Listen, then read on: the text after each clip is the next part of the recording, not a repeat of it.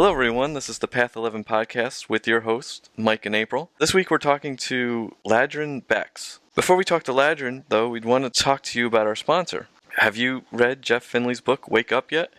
It's the story of how he woke up early for a year and it changed his life, not to mention sparked dozens of out-of-body experiences. Now, Jeff has given us a pretty good deal on this. It's available for free, or you can pay what you want, and it's on his website, makermistaker.com/path. Jeff also hosts his podcast too, which you can find there as well. We were both guests on his show back in July, I believe it was. So I highly recommend Jeff's book and his podcast, which you can find both over at makermistaker.com/path.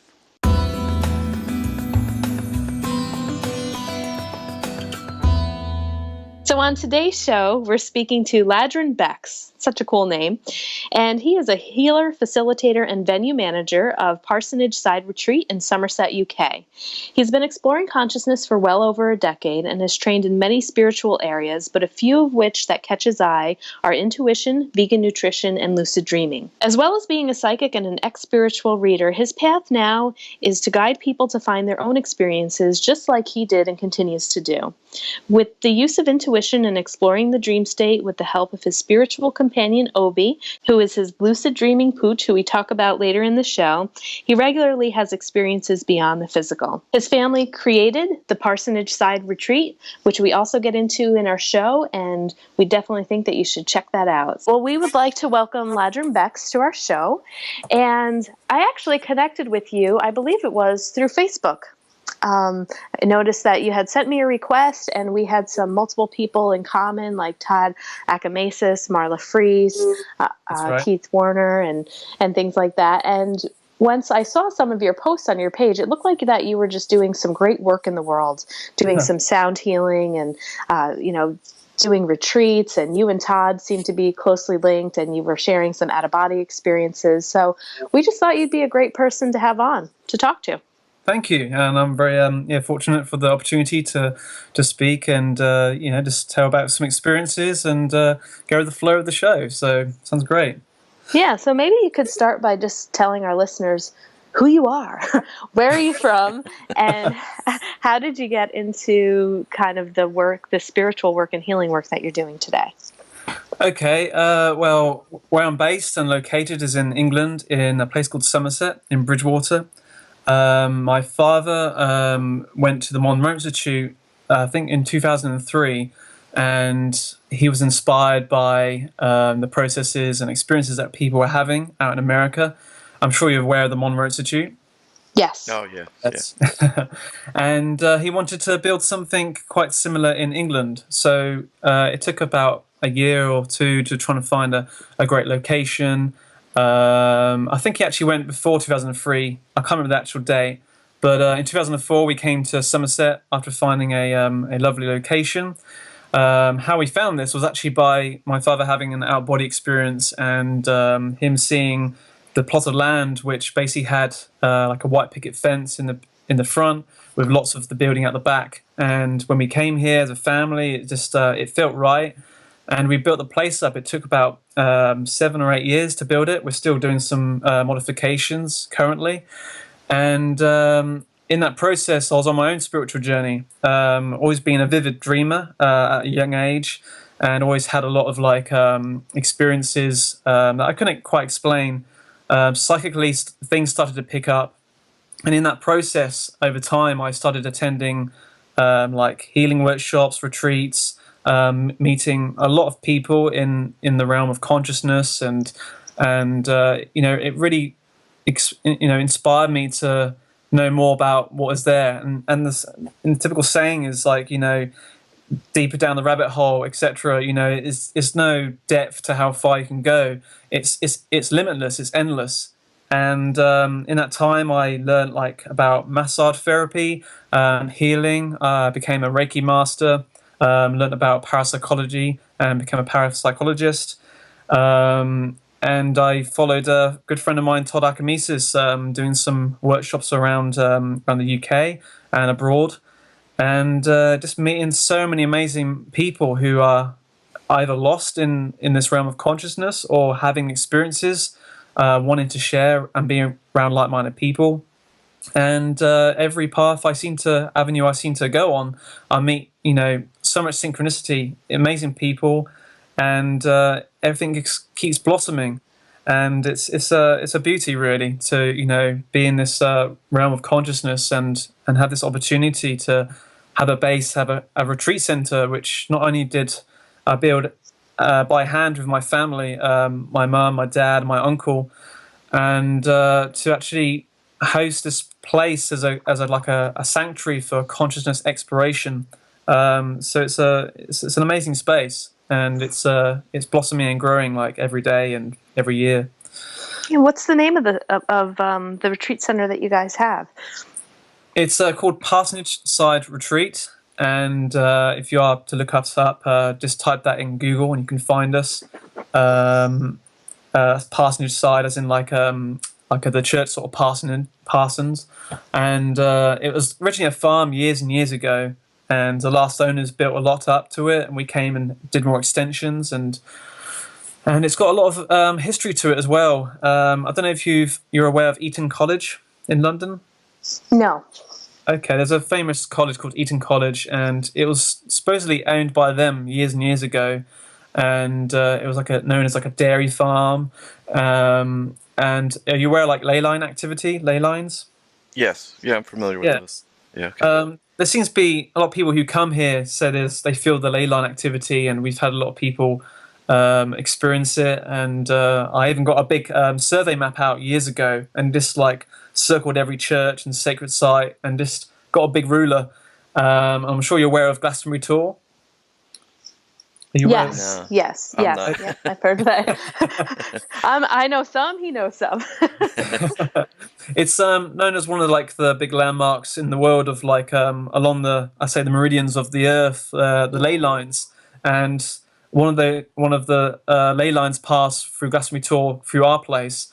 Ley lines are basically a great source of where spiritual energy is supposed to be easy accessible. And there's 2 ley lines that cross through our property at the retreat. And it also enhances the experience here too. People who come and have healing sessions and retreats, they have a sense of peace and tranquility that can't be quite explained. And I think that's down to the place it's in the middle of the countryside, as well as having some ley lines passing through it too. Yeah, that's wonderful. Isn't it true that ley lines usually run with water or some sort of connection with water? I'm not an expert, so. I'm not either, but I've heard stories, yes. That we have a well on site, and I don't know, not all of them run by water, but I've heard that before, yes. And it's quite interesting. I mean, as we know, water conducts electricity, so I know spiritual consciousness isn't electricity, but, it's a form of energy, so why wouldn't it? Yeah, and so your dad kind of got inspired by going to the Monroe Institute, and do you guys do out-of-body workshops there, or do you have similar booths that the Monroe Institute has where it's hooked up, to be able to listen to hemisync music and have these experiences in more of a sound-restricted booth that people are laying in and sleeping in? Yeah, pretty much. The booths, as you call it, in the Monroe Institute are called check units, and that's an acronym, CHEC. An acronym means Controlled Holistic Environment Chamber. And we built, we had one accommodation room here built for that. We got 2 check units, 2 pods, speakers either side of the head with an audio jack and a privacy curtain. So it's basically like a tiny room, walls are surrounded around a mattress, a bed, and you can just tuck yourself away and be deeply immersed.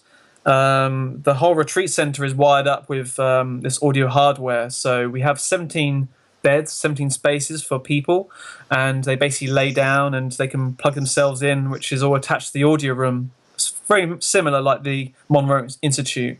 And we built it for that purpose, to work alongside with TMI and other similar programs which we can host hemisync workshops.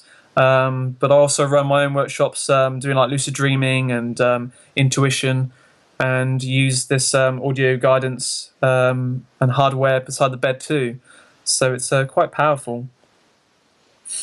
Wonderful. And what would you say is kind of your favorite thing to do? I know that, like you said, you're a massage therapist, you do healing work. I see you sometimes posting pictures and you're hitting gongs in parks for the ducks and the passerbyers and stuff like that. But what would you say is your main expertise, or what you really like to teach on or to do? I guess it's a number of things. I've done readings and mediumship and for a number of years, but I don't feel so strongly for that now. I believe that we are all psychic and like a medium in one way. I mean, we're all human. We're all like this like antenna. We're all mediums that we can access this information. And I would like to guide people on a journey where they find their own intuition and have experiences for themselves. I'm very much into sound healing and, love all the instruments, gongs and everything. And it's powerful stuff. There's lots of science behind it too. And ultimately what I like to do is, what I feel strongly for is hosting workshops here, retreats, where people can get their own answers for themselves. What I love doing, in answer to your question properly, is doing healing. And I've done a few workshops before when I've just done healing alone. There was a residential in Ireland, and that was hosted by my friend Todd Archimedes, and we had about 37 people on this retreat for 9 days in Ireland, and did lots of healing and had lots of feedback. And it's such a beauty and a reward to see people change when they have some healing. It's quite powerful. Yeah, and what's your take on healing? Like, how do you go about doing it? Mike and I, we're both Reiki masters as well, and I use Reiki in my practice quite a bit. But I kind of feel the more that I get into this work, Reiki is just more of a metaphor, or it's kind of a label to be able to give people to understand more of a process, or make it, I don't know, not really like in a box thing, but it kind of markets and gives some people or clients a description or an explanation of maybe what's happening to them or what tools are you using. But I find as you kind of go deeper into the healing work, it's much more than that. So what type of healing do you do, and what's your take on how you facilitate healing with somebody else? Sure. I'm not into labels myself, but I'm trained in Reiki, quantum healing. But I think it's come naturally to me since I was younger. I remember being 4 or 5 years old and my mother having a bad back. She couldn't move, and I didn't know anything about healing at that time, and just put my hands on my mum, and she was like telling me to get your hands off me, I'm in pain. And I just had this overwhelming desire and this need to just help her, but I didn't know why. How I feel it coming through me is kind of like, in Reiki terms, which you I think you understand here, is you have the spiritual sort of energies from up above and the magnetic from the earth. And how Reiki works is you combine them both to give healing. Within me, my experience when I'm giving healing, I feel this energy coming down into my head. I guess my crown chakra, going down through my shoulders and out through my hands, and my hands can get extremely hot, and it's just passing that energy through. We're all this like vessel, this medium for this healing modality, this healing energy coming through. And it's, first of all, I believe that, the healer as myself, you receive healing also in that process. And you have to, because if you're giving healing to your client, why wouldn't you receive healing also in the process? Healing's unlimited. And, it's just accessing to it and giving. You can send it at a distance or in person. I feel in person is more genuine and more powerful, and it's the power of touch too. There's lots of science behind that can, release certain chemicals within our brain, our body, which makes us feel more consoled and at home and loved. And that's all part of healing. It's making the client, the person that you're giving healing to, felt a connection, basically, that if they don't feel that otherworldly from I guess God or consciousness, you have that physical interaction, which is very important. I don't know, I've had lots of experiences with healing, and everyone's different and every session is different, but usually the ultimate experience I feel is the energy coming down through my head and out through my hands, and either people feel it intensively or not. It just depends on the person's sensitivity. Yeah, I would agree with that too. Now, we've had Todd on our show a couple of times, and do you want to just explain to the listeners like what your connection is with Todd? How did you meet him, and what's some of the work that you guys do together? Okay. Well, as you know, we've got the retreat center, and I basically hassled him for a number of years to say, look, we've got this retreat center, we've built this place, like, please come down and use it. And he can be a bit like hard about getting back to people, and I just kept like messaging him all the time. And I eventually went to one of his workshops, and it was really funny, like how synchronicity works. And he was hosting a workshop in this old Victorian water tower in London.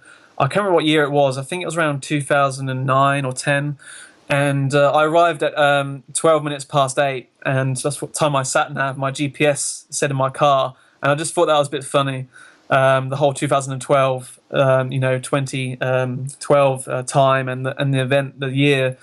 And I just felt warm to his teachings, his learning. And I think a few months or a year after that, I was still in contact with him, and I met him at a mutual friend of ours at like a house for like a private like little party, and he was there. And the next day, he invited me to come along to listen to one of his talks, and I gave him a hand. And then he just asked me again, I think, to come and help him with a retreat, and it just went on from there really. And so we've got quite a number of years behind us. At least 7 years of experiences and stories, and some very interesting ones. And it's so nice to do this work with someone that you connect with, and I think understands you, or gets you. And I think a lot of people in life go through life feeling a bit like the odd one out, like in their circles of friends and family. And sometimes people are accepted, but a lot of the time people are usually judged, or think that this is crazy, like like witchy stuff, and they just don't understand it. And it was so nice to attract like-minded people. So it's and the work we did together, I just helped him facilitate at some retreats. We went to France at the beginning of this year in March. I think we had about over 40 people, 47 people join. And before then, we had about 2 or 3 years in Ireland in this lovely mansion house, a lovely haunted mansion house, which made the out of body experience like retreat 9-day event, made it more interesting, because people were having experiences with the non-physical residents at the time, as well as having out of body and lucid dreams. So it's quite interesting. Now with Todd, have you gone on any of his synchronicity walks? Yeah, I've only been on one of them. Okay. Surprisingly enough, all the years that I've known him, I've only been on one, and I recorded one of them. If you type it in YouTube, you'll find my video I did, and it was very interesting. It was it's great. We had group number was number 7. We were led down this path, and we rolled the dice. You have to have like a dice, and it's just synchronicity. You have no plan, and when Todd explains these events, he's kind of like, what's the plan? It's like, well, there's no plan. You just let the dice. You roll the dice, and you just have different directions where to go. You rolled snake eyes, two yellow dice with two wands on it. We met this lady with big yellow glasses. We've like, okay, she must be Snake Eyes. She's there to help us. She directed us. And then our group number was 7, as I said, and we went down the path, and 7 skateboarders went past us. It was just interesting. Synchronicities just kept manifesting, everywhere. And I believe now he's got a deck going, a synchronicity card deck going, where people can do this in their hometown and just have a bit of fun. So it's interesting. Yeah, we're actually looking to do something similar in New York, but that's down the road a bit. And we really liked listening to his stories, and it was kind of nice to hear your perspective a little bit. Yeah, sure. Because with our show, it's only been his side of it so far. But yeah, it was interesting to hear. Yeah. And lastly, I don't want to make this too much about Todd, but I see the one picture you sent. You're standing in front of his Pandora star. Okay. Now, did you work on that too, or are you just a participant that's used it? Well, both actually. Okay.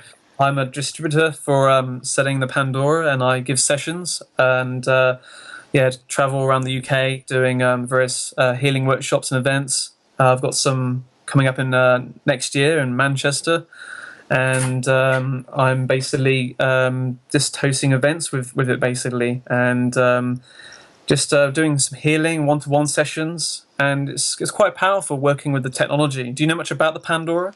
Just a little bit from what Todd's told us, but can you elaborate more on it, or? Yeah, sure. You're aware of how binaural beats work, yeah? Yes. Yep. Okay, so just for the listeners out there who don't know, binaural beats are certain frequencies which listen to stereo headphones or speakers either side of the head.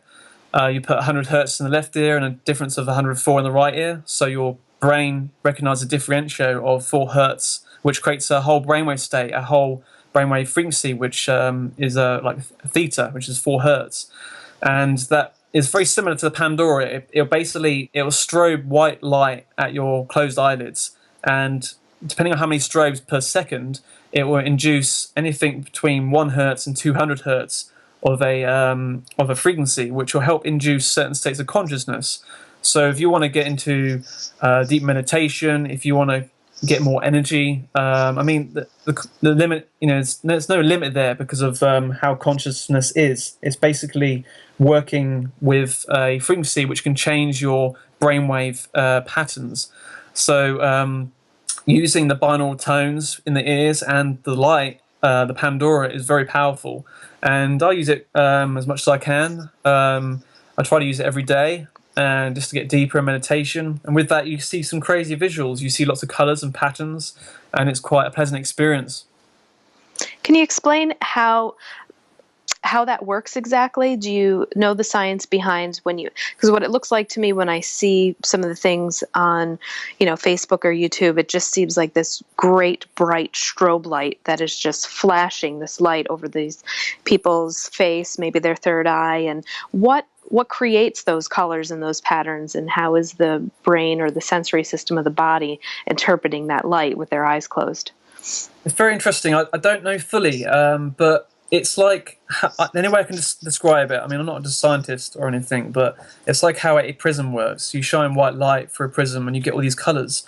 And it's like the Pandora star and other light machines that shine white light is just, after people had their first experience, they're thinking, wow, that was just white light. And some people don't believe you. They look at it and say, no, that was colors on there. And I was like, no, that was just white light shining at your closed eyelids. And I'm not sure how the colors are created. I believe, I'm guessing it's something to do with the pineal gland and the DMT, dimethyltryptamine, which dimethyltryptamine and DMT is a chemical which is released when you die, to have these beautiful experiences of colors and patterns, as well as in the dreaming state as well, and psychic experiences. There's the chemical DMT is released to see these colors and these patterns. I don't know fully, but I believe that's potentially what it is. It's creating these colors and patterns through light impulses, and it's very crazy. It's hard to promote the light machine, the Pandora star, as something that you haven't had an experience yet. It's until you've had the experience it becomes quite powerful, because it's an experience. It's hard to describe it or even promote it as such from afar, like online. Do you have any personal stories of using it yourself that really, shocked you, or you were thinking, whoa, I can't believe that happened? Or maybe even a story from someone that you were allowing them to use it or doing it for a session, and they shared with you what had happened to them during the use of it? Yeah, I'll talk about my own experience because it's, for me, it's more validated. A lot of people who have been under it think, wow, that's amazing. I feel really relaxed. We did a big event in London end of October, and one guy didn't tell me he had a really bad headache before he went under the Pandora, and he came out and he said his headache had gone. So I was like, okay, that's a good thing. I'm guessing maybe it's activating more parts of the brain, which is circulating more oxygen around, which relieved his headache. I don't know, or maybe he was just very stressed.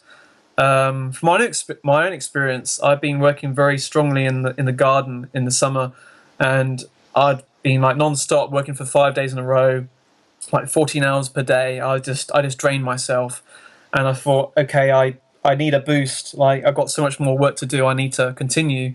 And I just thought having a shower would wake me up, and I almost collapsed on the shower floor, just completely tired. So I went under the light machine, and I had like a half an hour session, and I feel as good as new. It's kind of like it wakes your mind up.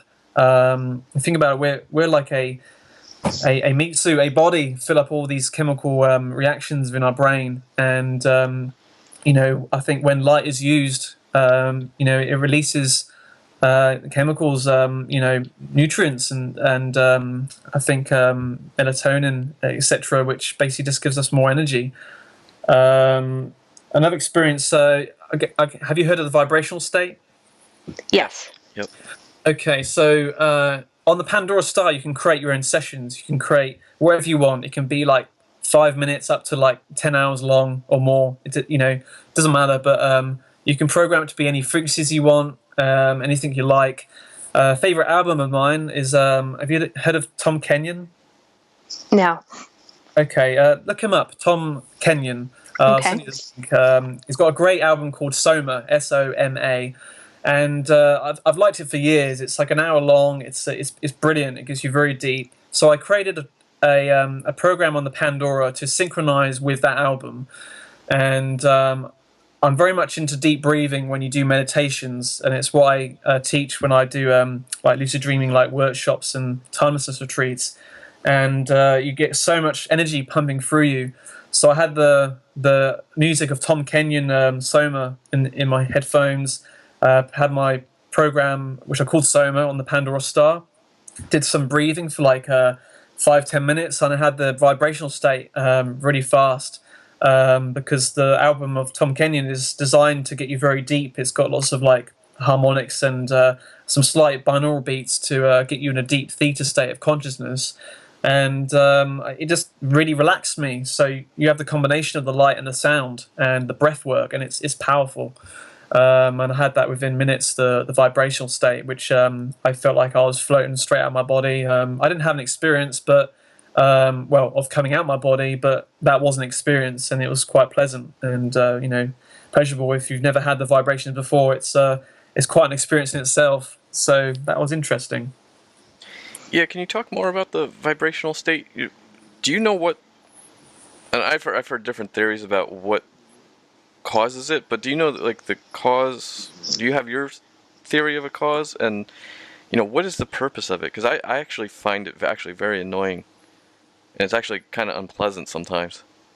Oh, it's too strong annoying? Yeah, well, it's hard to explain. A lot of times I'm just too tired, and I just kind of push it away and try and not deal with it. But sometimes I do get it, and it's not. It creates like a very heavy feeling, and Yeah. I don't know how else to explain it, but I just want to get your thoughts on that. Sure.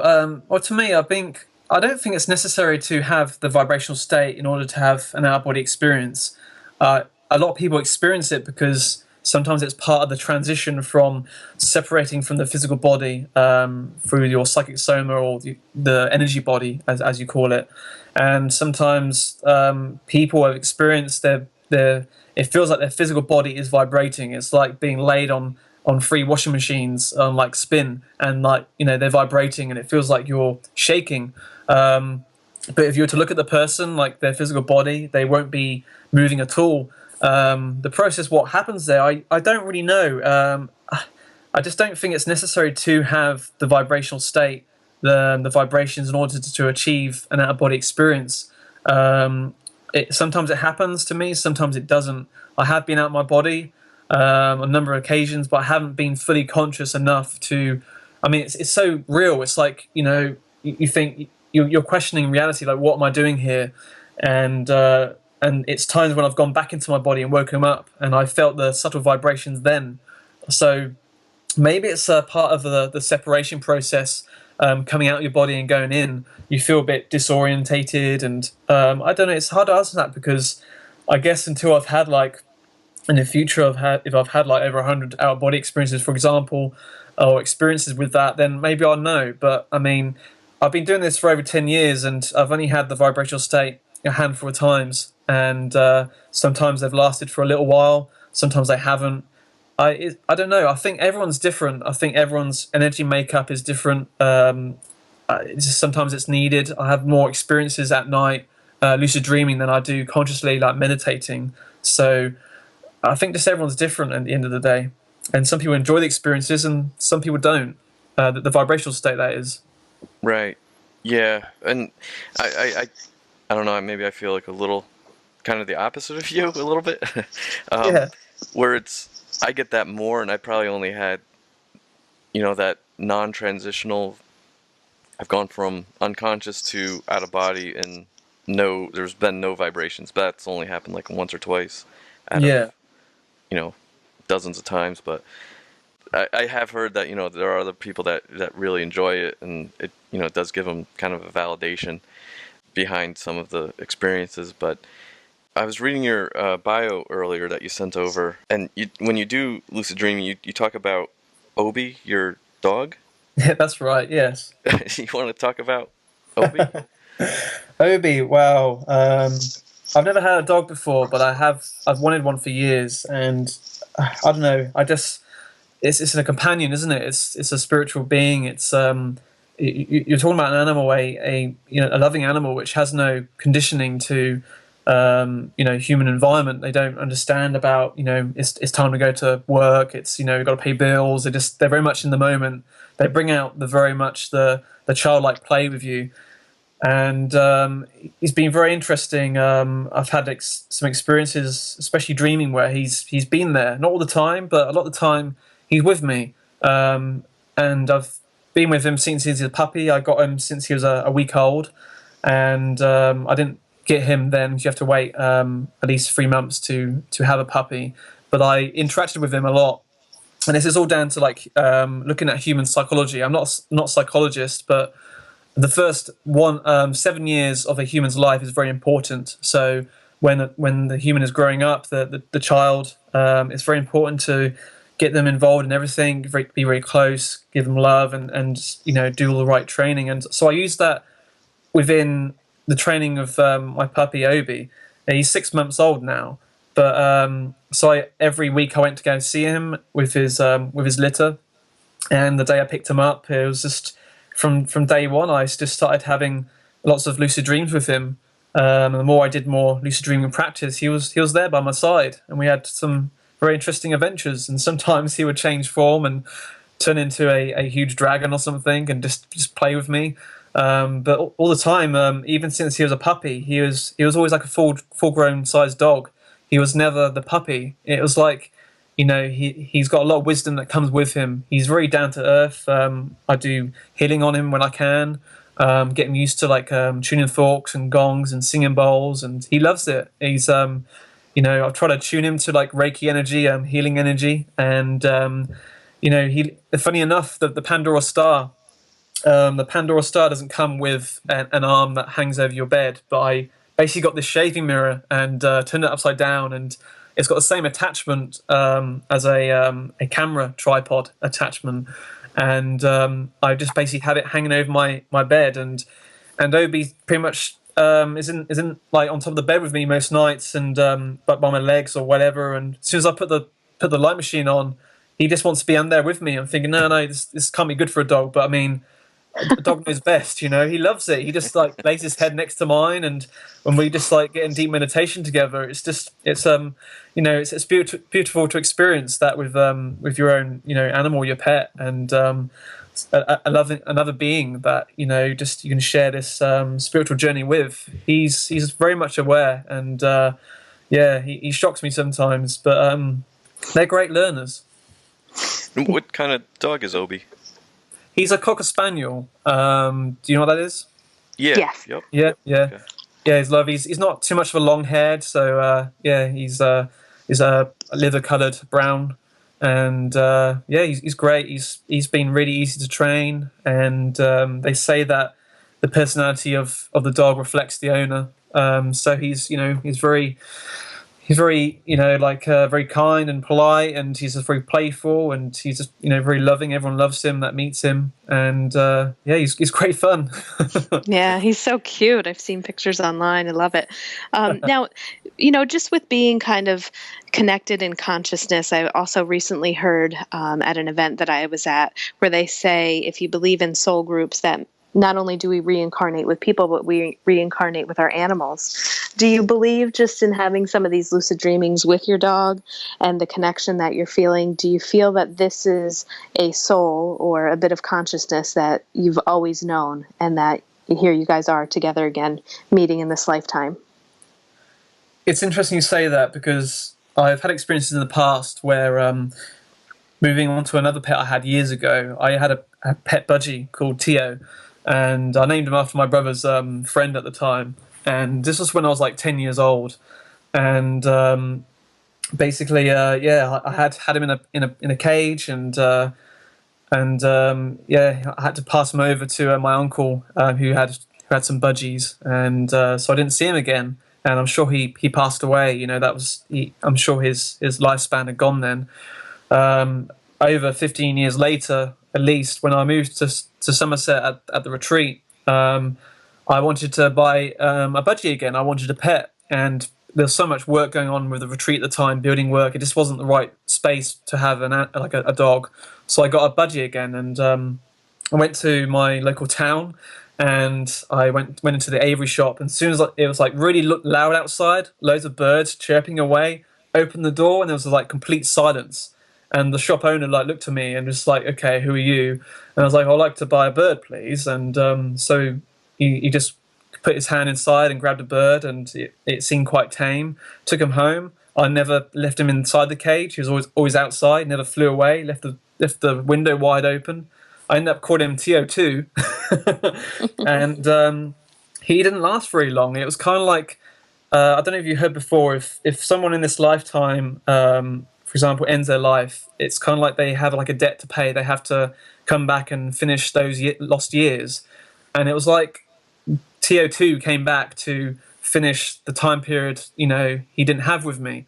And he was with me for over a year or so, and he died in my hand. And when he died, I could feel his soul leaving his body. He was had some weight to him. Okay, he wasn't a big bird, but when he died, he was I've got a picture actually of him holding my thumb, I think it is, with his hand, his feet, as he passed away. And then it was just weightlessness. And I thought, my God, TO2's passed away. And either Obi is, part of that evolution. Maybe he was TO2 and come in again. But from day one, since I met Obi, he never left my side, and still has not.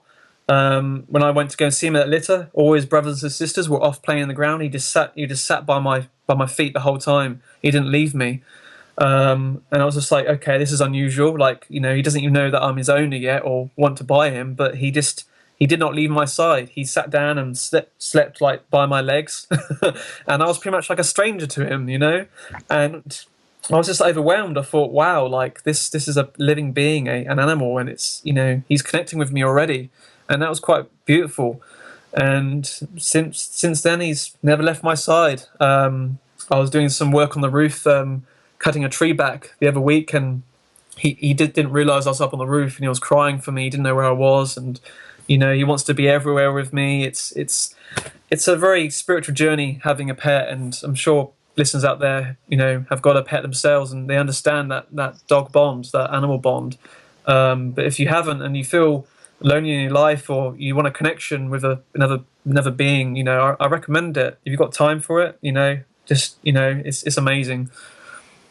Yeah, and I would say, if anybody chooses to follow you on Facebook or see, you could really, it's so evident in the pictures between you and Obi that you have online. You could just really see it, and it Thanks. He just seems very, very sweet. Yeah. And animals are great healers too. Some dogs are trained to be therapy dogs, and I bet if you were taking him to your events or your workshops, if they allow that out there, that I'm sure people would get a lot of benefit just to be around him. Yeah, they do. I've taken him to a few places, and he enjoys it. He loves it. He loves He sleeps a lot. He's a puppy still, and he's just so down to earth, relaxed. He has his hyperactive moments like any dog, but I think because I've trained him so much to just like chill out and meditate with me, and interact with. He doesn't like didgeridoos too much. I think because they sound a bit like a weird animal going off, but like a noise. He barks at that a bit, but all the other instruments he loves. He loves gongs and singing bowls and everything. So it's a beauty to have that interaction and him be so calm and chilled out. Awesome. I find that especially dogs that I deal with on a daily basis, like my dog and like my sister has a couple dogs, they just respond to Reiki so well. And it's quite amazing to watch. Once you start doing the Reiki thing, they're like, oh, what's this, and then they come over and they want to get more, and it's I'm sure there's a little bit of attention that they're liking too, but it's deeper than just a regular patting the dog, when you come home or something. It's different. Yes.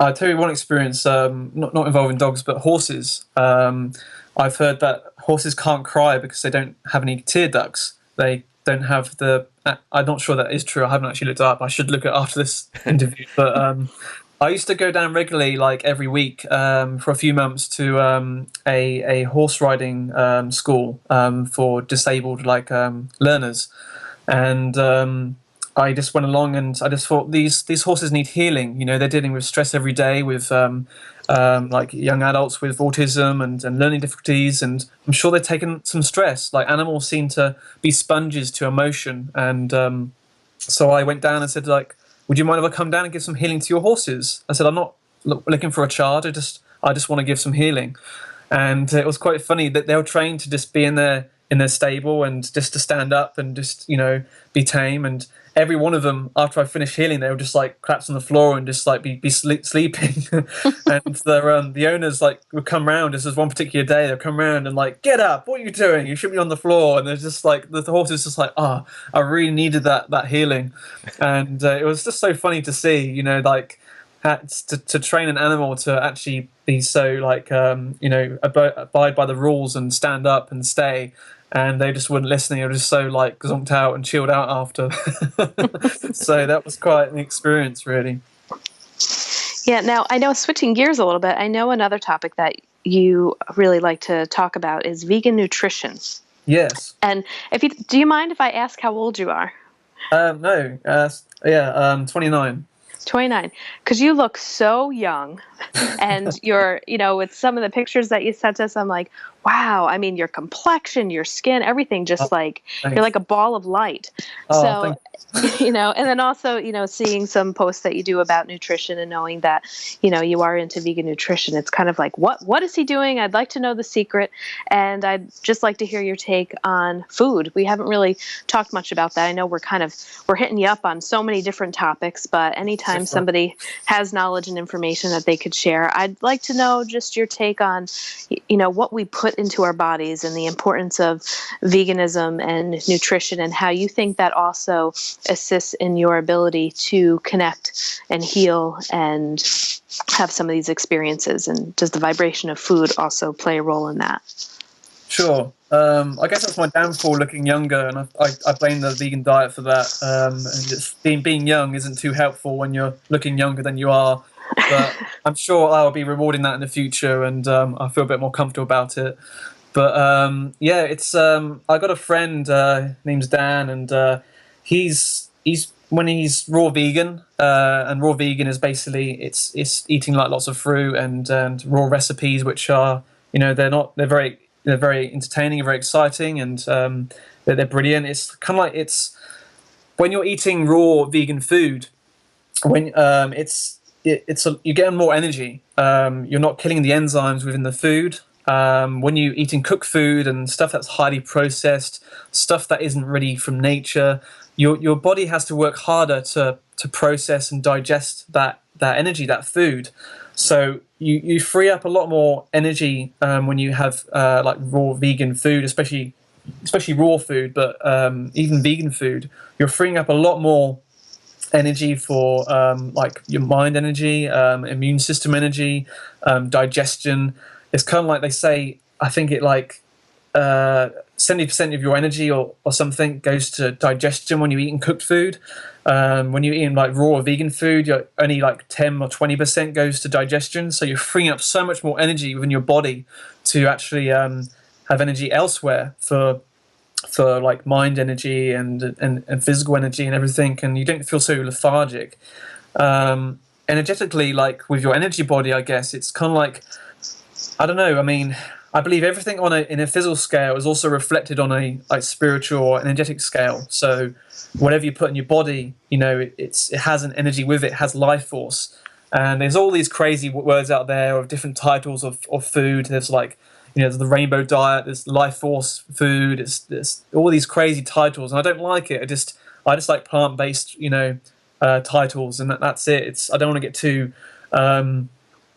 just misinterpreted with stuff, but it's true. Like the food that we eat, that's organic, especially that's vegan, has a lot of, say, life force with it, has a lot of chi, and it's kind of like, it just, when you're eating that, you're kind of absorbing that energy too.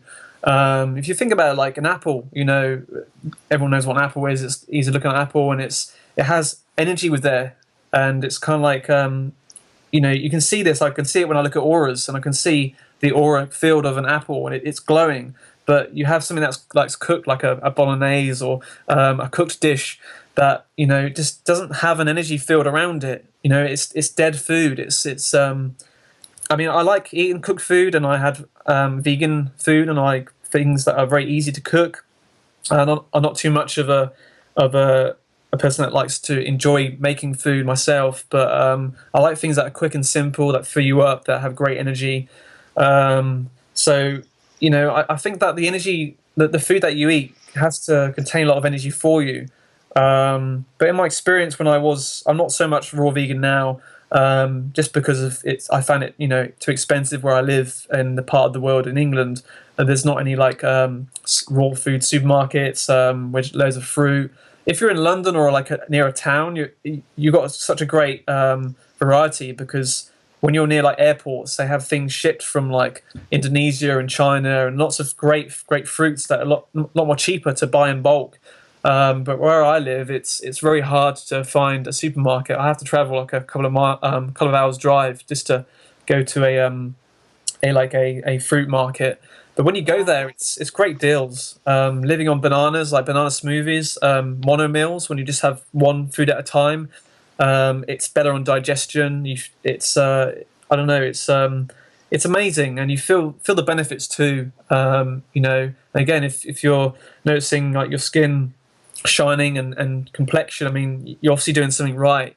And I've had quite a lot of people say to me before, like, oh, what you're eating, that's not going to be good. You're overloading yourself with too much like potassium, and I know my facts with that, and it's kind of like, well, your body will excrete what you don't need, and you can live on just eating bananas for a little while. You can live on just eating fruit. I wouldn't rely on it 100%, because we do need other things in our diet. And we don't need meat. We are biologically, we are plant eaters, but we have adapted. But again, we weren't born with a stove on our back. We weren't born with the ability to go catch an animal. And I say, if we really were meat eaters, then you got to put it like this: if you are starving hungry, and you're out in nature, and you've got an apple orchard to your left and a cow field, I mean, which one are you going to go to? It's simple. You're going to run to the apple field and just devour yourself. Run to the cow field. I mean, you got to try and catch it first and think about killing it. And it's like, are we that sort of race that we're going to kill an animal? Would you want to do that? Not only that, you got to create a fire and cut it up, and and then once you eat that, it's not great. I mean, it takes 4 or 5 days to digest that food throughout your whole body. When you're eating plant-based food, it's absorbed within your bloodstream within minutes. So the facts are there. It's very powerful, and you don't have to eat so much when you're vegan. You can control your weight. You can control your thoughts a lot more better. The reason why I came off meat years ago, it wasn't to do anything ethically. I was pretty much happy at the time eating meat. It didn't bother me, but I started to notice in my spiritual development, getting more sensitive to, I guess, my body and the energies around me, that the animals that I was eating, I could feel their pain in my body, and we all go through emotions and struggles in our life. And I thought, well, I'm not just dealing with my own emotions here. I'm dealing with the emotions of this animal. And I noticed when I stopped eating meat, I had less like anger issues with myself. Not that I was an angry person, but just less stress. I felt normal. I felt like how I should be, and I felt a lot more calmer and grounded. And I was like, wow, like for years, like the way I was feeling wasn't me. It was an animal. I mean, think about cellular memory. Like you're eating energy at the end of the day, like physical matter. Which where does that come from? Everything has like emotions trapped in cells. And if you're eating pain from an animal which is being kept in a cage, as being fed steroids and fast growing foods to help bulk them up and get them podgy, so just to put food on your plate from industries and the way they're treated, I mean, you're digesting that pain, and it's painful.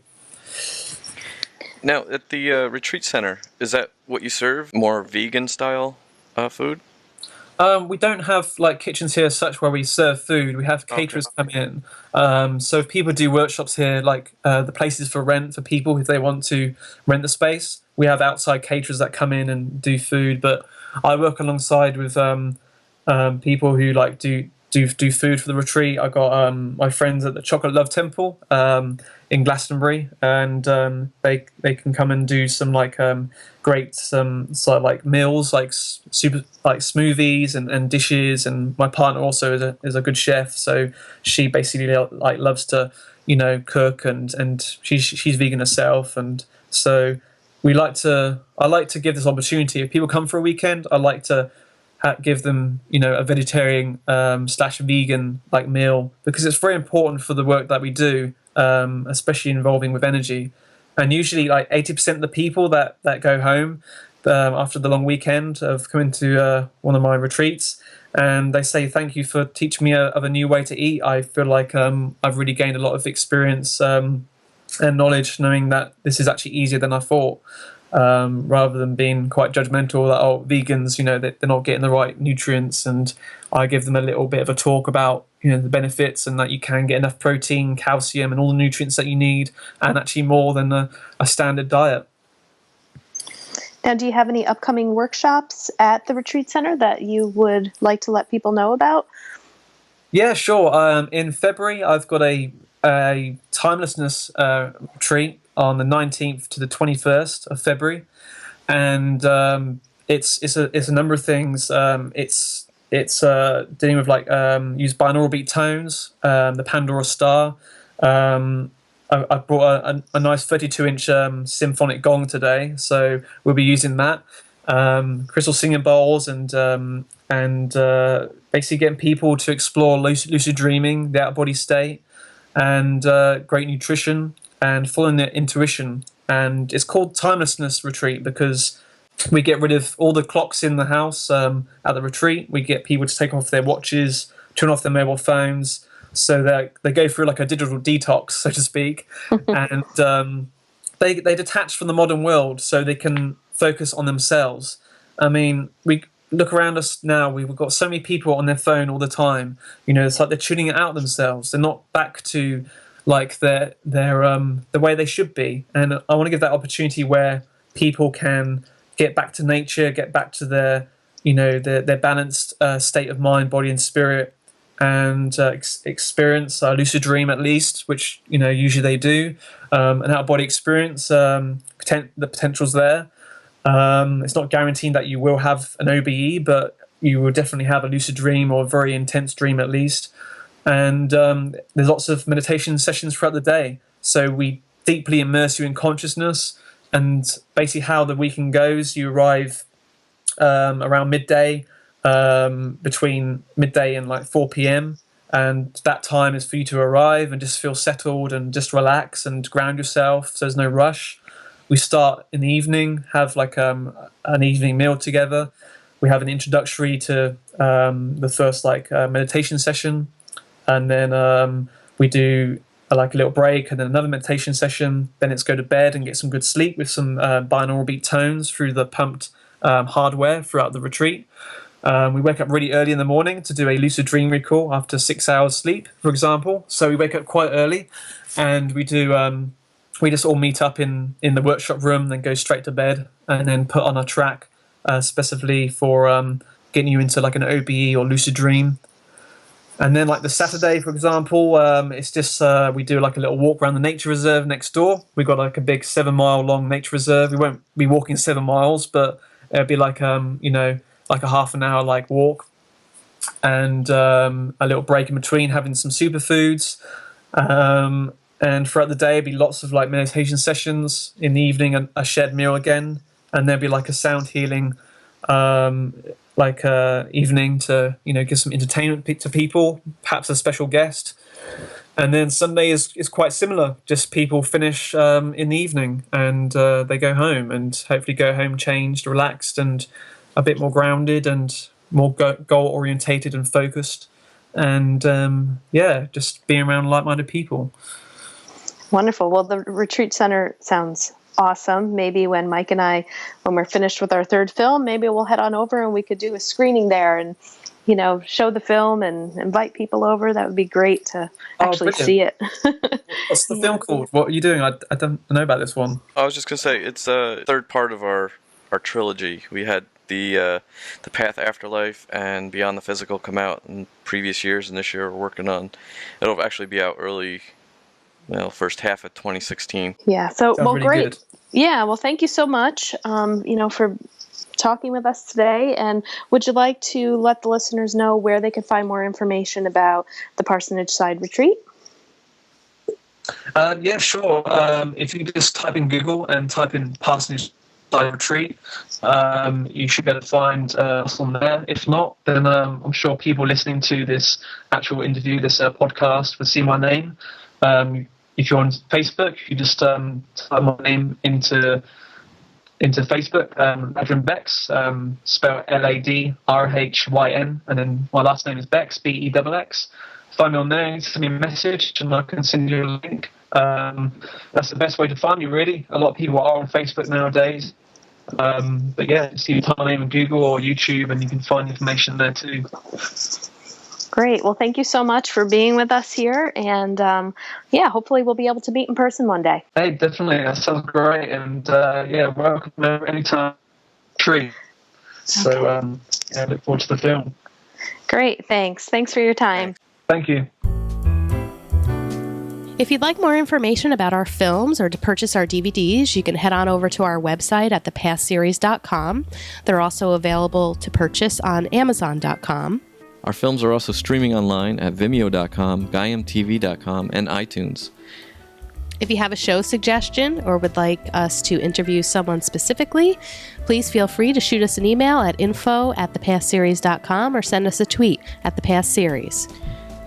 Please rate and review us in iTunes and subscribe. We hope you enjoyed the show.